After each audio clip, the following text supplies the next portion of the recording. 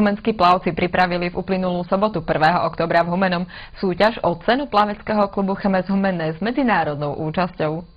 V 7 drahách sa štartovalo podľa pravidel plávania Slovenského plaveckého zväzu a podľa rozpisu, ktorý včas dostali všetci účastníci. Na to, že išlo o prvý ročník pretekov, bola účasť štartujúcich plavcov a plavky naozaj silná. Na cene plaveckého klubu Humenné je 12 klubov, z toho jeden zahraničný Bobry Dembica. Je 209 plavcov a 1017 štartov. Preteky v Humennom boli súťažou jednotlivcov, plávalo sa na čas bez finále. V každej kategórii sme mali zastúpených aj domácich súťažiacich. Ja si myslím, že majú šancu, tí menší sa učia, to znamená ročníky 2003-2002 sú také skúšovné, ktorí poprvýkrát sú na pretekoch a takých veľkých, ale u tých starších očakávame samozrejme jedine medailové umiestnenia, pretože majú natrenované dosť a ja som presvedčený, že oni to predajú dnes aj v bazéne.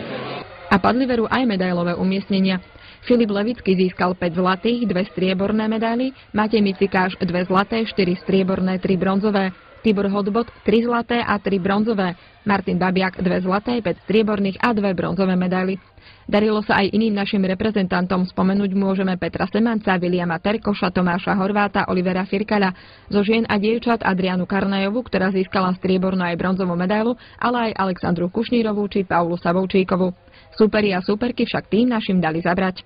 Konkurencia je dobrá na podiv, keď prvý ročník to robíme, chceme spestriť a čo som rozprával s trénermi, tak všetci pochvaľujú, že nič. Je také hluché obdobie pre plavecké oddiely a toto je taká skúška pre nich a je dobrá konkurencia, pretože jak Rimavská Sobota, tak aj košické kluby, ale aj Poprad, aj Spišská stojí za to, nevynímajúc z toho ani poľský klub Bobry Dembica.